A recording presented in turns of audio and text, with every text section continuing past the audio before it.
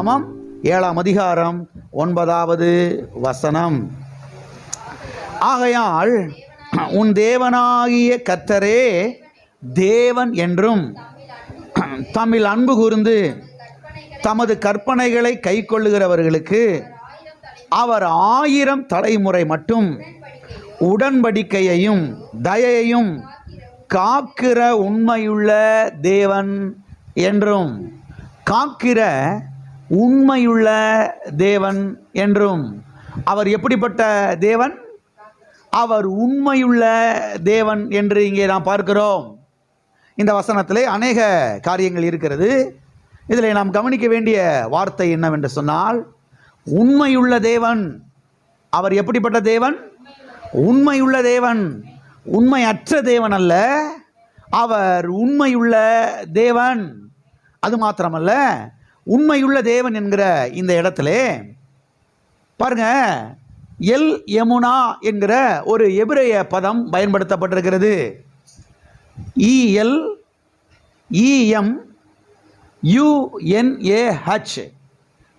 L Yamuna என்கிற ஒரு எபிரேய பதம் இங்கே பயன்படுத்தப்பட்டிருக்கிறது. சரி, எல் யமுனா என்றால் என்ன அர்த்தம்? எல் யமுனா என்றால் என்ன பொருள்? எல், ELL, எல் என்று சொன்னால் காட் என்று அர்த்தம், தேவன் என்று அர்த்தம். EMUNAH, யமுனா. யமுனா என்று சொன்னால் உண்மையுள்ள என்று அர்த்தம், ஃபெய்த்ஃபுல் என்று அர்த்தம். ஃபெய்த்ஃபுல் சொல்லுவாங்க இல்லையா, ஃபெய்த்ஃபுல்லாக இருப்பா, உண்மையுள்ளவனா இருப்பா, நம்ப தகுந்தவனா இருப்பா அப்படின்னு சொல்கிறாங்க பார்த்தீங்களா? அந்த வார்த்தை தான் அது. ஆகவே இந்த 2 வார்த்தையும் சேர்ந்து வாசித்தால் நாம் இவ்விதமாய் வாசிக்கலாம். எவ்விதமாய் வாசிக்கலாம்? உண்மையுள்ள தேவன் என்று வாசிக்கலாம். நம்பகமான, நம்பத்தக்கவர், நம்பகமான தேவன் என்று அர்த்தம். ஃபெய்த்ஃபுல் காட் என்று அர்த்தம்.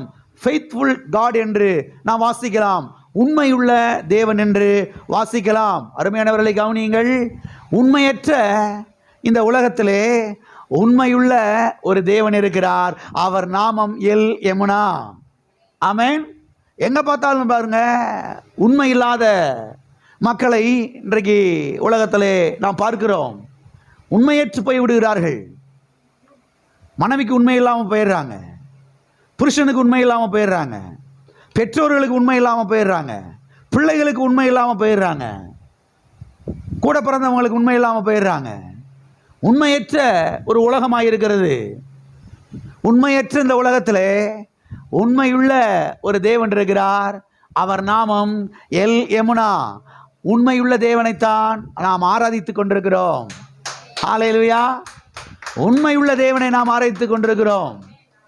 எங்கு பார்த்தாலும் பாருங்க, உண்மை இல்லாத ஒரு நிலை. மனைவிக்கு உண்மையா இல்லை, புருஷனுக்கு உண்மையா இல்லை, பெற்றோர்களுக்கு உண்மையா இல்லை, நண்பர்களுக்கு உண்மையா இல்லை. ஆனால் கர்த்தர் உண்மையுள்ளவராயிருக்கிறார். கர்த்தர் யாராயிருக்கிறார்? உண்மையுள்ளவராயிருக்கிறார். வாசிப்போம். 2 தீமோத்தேயு 2ஆம் அதிகாரம் 13வது வசனம். நாம் உண்மை இல்லாதவர்களாய் இருந்தாலும் அவர் உண்மையுள்ளவராய் இருக்கிறார். அவர் தம்மைத்தாம் மறுதலிக்க மாட்டார். அவர் தம்மைத்தாம் மறுதலிக்க மாட்டார். நாம் உண்மை இல்லாதவர்களாய் இருந்தாலும் நாமளே சில சமயங்கள் என்ன செஞ்சிடறோம்?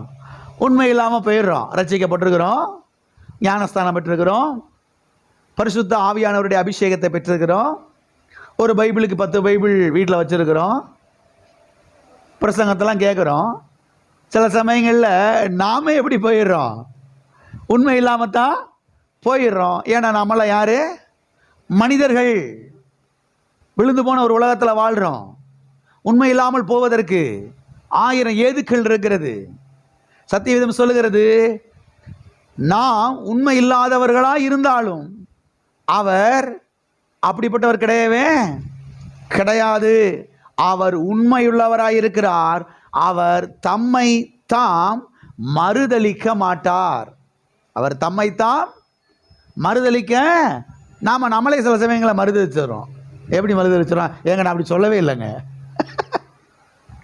சொல்லிடுறேன் பாருங்க, நான் சொல்லவே இல்லை, நீங்கள் கொஞ்சம் யோசித்து பாருங்க, நான் அப்படி சொல்லலை, நான் இப்படி தான் சொன்னேன், நீங்கள் வேணா அப்படி எடுத்துக்கிட்டீங்க, அதுக்கு நாங்கள் என்ன செய்ய முடியும்? ஆனால் உண்மையாகவே நம்ம அப்படி தான் சொல்லியிருந்திருப்போம். நமக்கே தெரியுது நம்ம தப்பாக பேசிட்டோன்ட்டு. ஆனாலும் கூட அந்த இடத்துல செஞ்சிடறோம், மழுப்பி பேசிடுறோம். அருமையானவர்களை கவனியுங்கள், கர்த்தர் இருக்கார் பாருங்க, அவர் தம்மைத்தாமே என்ன செய்ய மாட்டார், மறுதளிக்க மாட்டார். அவர் உண்மை உள்ளவர். அவர் சொன்னால் சொன்னது தான். ஆமாப்பா நான் சொன்னேன், நான் வாக்கு கொடுத்துருக்குறேன், நான் வாக்கு என்ன செய்வேன், நிறைவேற்றுவேன், அவ்வளவுதான். இல்லைப்பா நான் தெரியாமல் பேசிட்டேன்பா, யோசிக்காமல் பேசிட்டேன்பா அப்படின்னு மண்டையெல்லாம் சொல்லிடுறவர் கிடையவே கிடையாது. இது தப்பாக நினச்சிக்கிறாத, ஏதோ அவசர புத்தியில் என்ன செஞ்சுட்டேன், என்னத்தையோ சொல்லிட்டேன்பா, இது நினச்சிக்கிறாத ஆதாம் ஏவாளே, நாளைக்கு பார்க்கலாம் அப்படிலாம் என்ன செய்யலை. அவர் சொல்லலை. அவர் தம்மைத்தாமே மறுதளிக்க மாட்டார். அவர் உண்மை உள்ளவர். அவர் நாமம் எல் எமுனா. ஆமென். வாசிப்போம். 1 தெசலோனிக்கேயர் 5ஆம் அதிகாரம் 24வது வசனம். உங்களை அழைக்கிறவர் உண்மை உள்ளவர், அவர் அப்படியே செய்வார். உங்களை அழைக்கிறவர் எப்படிப்பட்டவர்? உண்மையுள்ளவர். எத்தனை பேர் கர்த்தர் அழைச்சிருக்கிறாரு? கர்த்தர் உங்களை அழைச்சிருக்கிறார், நம்மளை அழைச்சிருக்கிறாரு.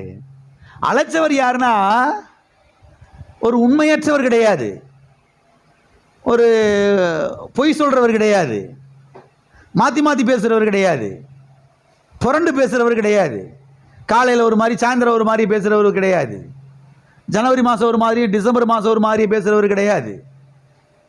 அருமையானவர்களை கவனியுங்கள், உங்களை அழைக்கிறவர் உண்மையுள்ளவர், அவர் அப்படி செய்வார். அவர் என்ன செய்வார்?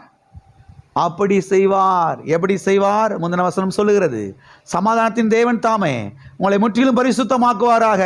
உங்கள் ஆவி ஆத்மா சரீரம் முழுவதும் நம்முடைய கர்த்தராகிய இயேசு கிறிஸ்து வரும் பொழுது குற்றமற்றதாக இருக்கும்படி காக்கப்படுவதாக. நம்மை தொடர்ந்து காக்கிற தேவன், நம்மை பரிசுத்தப்படுத்துகிற தேவன், அவர் அப்படியே செய்வார். ஆகவே உண்மையில்லாத ஒரு உலகத்திலே உண்மையுள்ள ஒரு தேவனை நாம் என்ன செய்து கொண்டிருக்கிறோம்? ஆராதித்து கொண்டிருக்கிறோம். நம்பகம் இல்லாத ஒரு உலகத்திலே நம்பகமான ஒரு தேவனை, நம்பிக்கையின் தேவனை, உண்மையுள்ள தேவனை நாம் ஆராதித்து கொண்டு இருக்கிறோம். நம்முடைய தேவன் யார் என்பதை நாம் கவனிக்க வேண்டும். நம்முடைய தேவன் யார் என்பதை நாம் அறிந்து கொள்ள வேண்டும். அப்பதான் நாம் வாழ்வடைய முடியும், சுகமடைய முடியும். வாசிப்போம். 1 கொரிந்தியர் 1ஆம் அதிகாரம் 9வது வசனம். தம்முடைய குமாரனும் நம்முடைய கர்த்தருமாயிருக்கிற இயேசு கிறிஸ்துவுடனே ஐக்கியமாயிருப்பதற்கு உங்களை அழைத்த தேவன் உண்மையுள்ளவர். உங்களை அழைத்த தேவன் உண்மையுள்ளவர். யாரோடு ஐக்கியமாயிருப்பதற்கு? நம்முடைய கர்த்தராகி இருக்கிற இயேசு கிறிஸ்து. ஆமென். அவரோடு ஐக்கியமாயிருப்பதற்கு நம்மை அழைத்தாராம். நம்மை அழைத்த தேவன் யாராம்? உண்மையுள்ளவராம். ஆமென். எல்லா கரங்களும் இது சொல்லுவோம். என்னை அழைத்த தேவன் அவர் உண்மையுள்ளவர். என்னை அழைத்த தேவன் அவர் உண்மையுள்ளவர். ஆமென். சத்தியவேதத்தில் ஆதாமை குறித்து பார்க்கிறோம். ஆதாம் உண்மை இல்லாமல் போய்விட்டான். மனைவிக்கு பாருங்க செவி கொடுத்து, பிசாசுக்கு செவி கொடுத்து, கர்த்தருக்கு உண்மை இல்லாமல் போயிட்டான். ஆனால் கர்த்தரோ இன்றைக்கு வரைக்கும் அவர் உண்மை உள்ளவராக இருக்கிறார். ஆமென். இன்றைக்கு வரைக்கும் அவர் உண்மை உள்ளவராக இருக்கிறார். இந்த ஆதாமு உண்மை இல்லாமல் போயிட்டான், அவனுடைய சந்ததியே உண்மை இல்லாமல் போயிடுச்சு. அதனால் நான் எதுக்கு இவனுக்கு உண்மையை காமிக்கணும்? நான் எதுக்கு இந்த மனுக்குலத்துக்கு உண்மையை காமிக்கணும்? எப்படியே போய் தொலைங்கப்பா அப்படின்னு கர்த்தர் கையை கழுவி விட்டுறல. பிலாத்து தண்ணி அள்ளி கையை கழுவி எனக்கு தெரியாது போய் தொலைங்கடா அப்படின்னு யூத ஜனங்களை பார்த்து சொன்னது மாதிரி கர்த்தர் வந்து என்ன செய்யலை, கையை கழுவி விட்டு போங்கப்பான்னு சொல்லிடல. கர்த்தர் பாருங்க இன்னைக்கு வரைக்கும் உண்மை உள்ளவராக இருக்கிறாரு. ஆச்சரியமா இருக்கிறது. இன்னைக்கு வரைக்குங்க மனுஷன் வந்த நாள்ல இருந்து பாருங்க இன்னைக்கு வரைக்கும் அவரு உண்மை உள்ளவராக இருக்கிறார். ஆமென். அவர் தலைமுறைக்கும் உண்மை உள்ளவராய் இருக்கிறார் என்று சத்தியவேதம் சொல்லுகிறது. அவர் நாமம் எல் எமுனா. ஆமென்.